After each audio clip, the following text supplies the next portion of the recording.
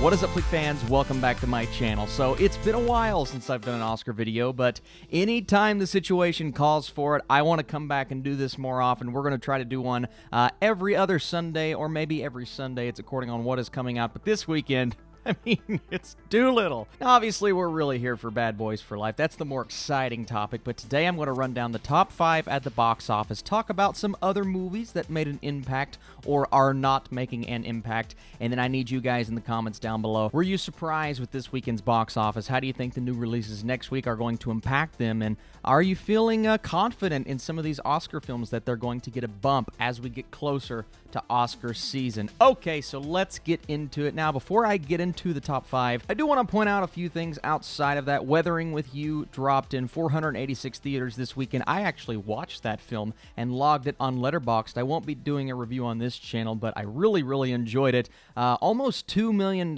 for a very limited release. Did not perform quite as strong as Your Name did, but it came very close. Parasite is really what shocked me here, bumping up 82.9% from last week, obviously getting a lot of talk and adding all of these theaters. I want to see that number go even higher next week. And then Jojo Rabbit, yes, it added 880 theaters, but it bumped up 587%. As I talked about earlier, these Oscar films, Once Upon a Time in Hollywood, did it as well, and they're just adding on to those box office totals. Now, in terms of movies that did not add a ton of theaters, but had some nice drops, Knives Out, only 23.6% coming in at the number 8 spot, and then Little Women, only 24.2% coming in at the number 7 spot. Pretty daggone good, as well as Just Mercy, a movie that is holding very strong at the box office and actually added theaters this weekend. So we see the biggest drop-off for Like a Boss, only made $3.8 million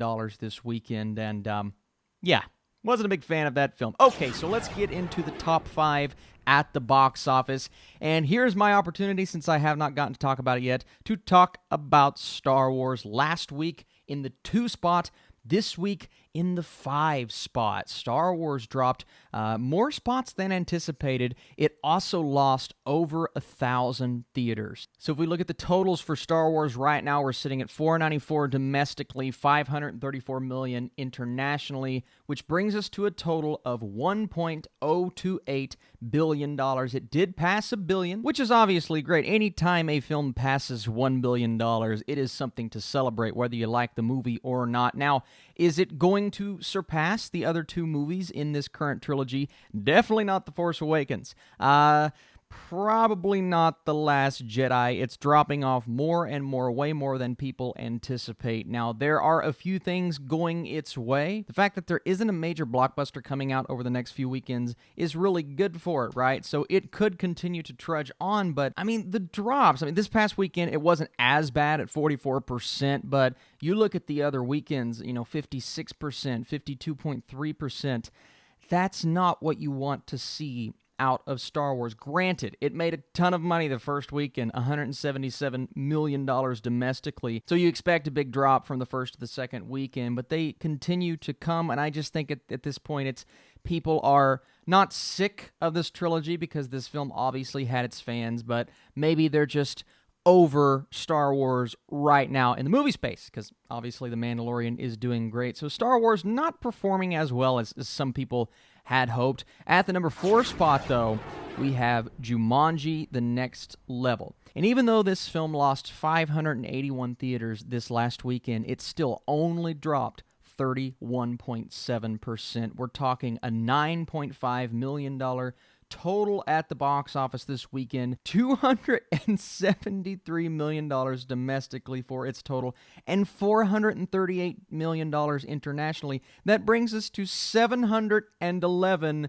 million as its total. Guys, this is fantastic. If we look at the weekend-to-weekend drop, from the first to the second weekend, 55% drop. Okay, that's expected. But then we look at the next weekend, it had a 33% increase. And ever since then, it has dropped below 50% every single weekend. And then we look at the international totals. Guys, this movie is doing incredible right now. It is ridiculous how good Jumanji is performing. Now, granted, the first one made $962 million worldwide, probably not a total that this second one is going to reach, so a lot of people saw where the second film opened and said, oh, well, the second one's not going to be near as good as the first, but it's still almost at $800 million worldwide. Jumanji, The Next Level, is doing incredible work at the box office, very subtly, because not a lot of people are talking about it, but still impressive. At the number 3 spot, came in at number 1 last weekend. It is 1917 with only a 40% drop over the weekend.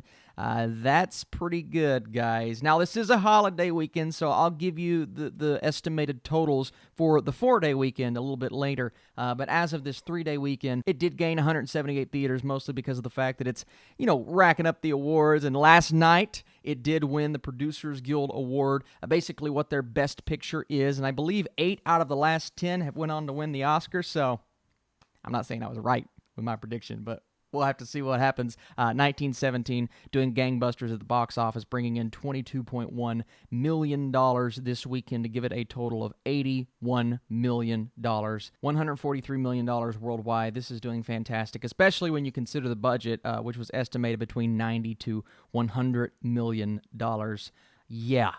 Yeah, that's pretty good. That's pretty good for that budget. It hasn't quite surpassed like an incredible amount just yet, but it will get there, and this film will end up being pretty profitable for the studio, and that's great to see. So here we go, talking about the brand new releases. Now, since this is the estimated grosses for each movie, 1917 could actually come in at number 2 when we get those final totals, because Doolittle only made a little bit more at $22.5 million this weekend. Obviously, it's its opening weekend, so we don't have anything to compare it to from last weekend, but let's be honest, that's not good.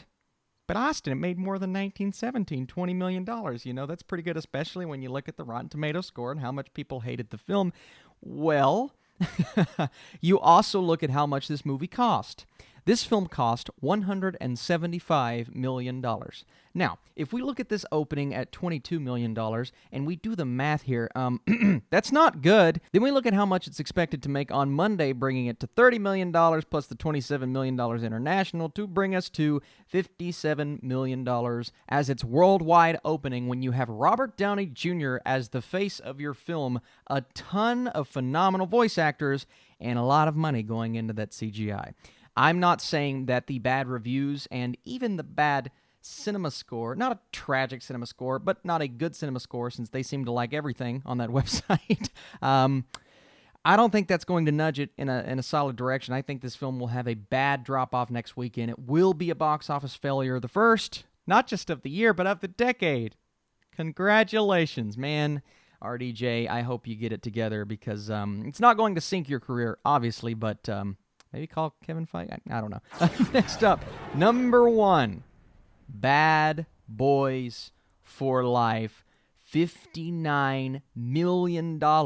Oh my goodness, on its opening weekend. And overall, they're saying for the 4-day weekend, it could come to $68.1 million this holiday weekend. Internationally, it brought in $37.3 million, bringing its total to $105 million. Now, if you would have asked me 2 weeks ago, Austin, will Bad Boys make $100 million opening weekend worldwide? I would have said no, because I don't think the movie's going to be that good. But 17 years later, this is the second best opening ever for the holiday, and Sony's biggest R-rated opening of all time.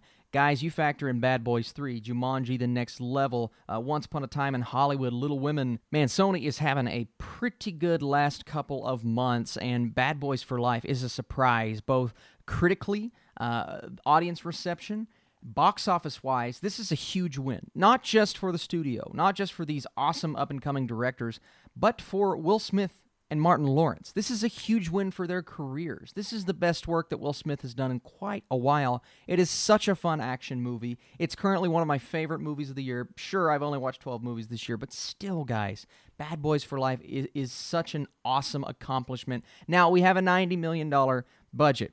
obviously, but it's already surpassed that budget worldwide. It hasn't broken even just yet when you factor in all of these extra things and the marketing, but it will end up making money. We have to see how The Hold is next weekend, but they have announced a fourth film, and the biggest shocker here is that 58% of the ticket buyers were 35 years or younger. So obviously you have all of the returning fans to this franchise, but then the newcomers, I think, is what's going to sustain this and push the franchise in a new direction. And if you have watched the film, we already know sort of where they're going with the next movie. A very different direction is what it's looking like, but I'm on board. This could be a new sort of Fast and Furious franchise, one that's crazy enough, a tad bit more grounded, and I cannot wait to see what happens here. So that's it, guys. Those are the top 5 movies at the box office this weekend. Thank you so much for watching this video. If you enjoy it, be sure to show this video some love by smashing that thumbs up button and commenting your thoughts. If you do those things,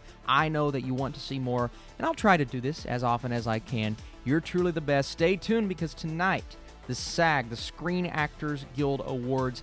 Don't know if I want to do a reaction or just a recap video, but I will talk about those, and we'll also we'll talk a little bit of PGA as well. You guys are truly the best, and I'll see you soon.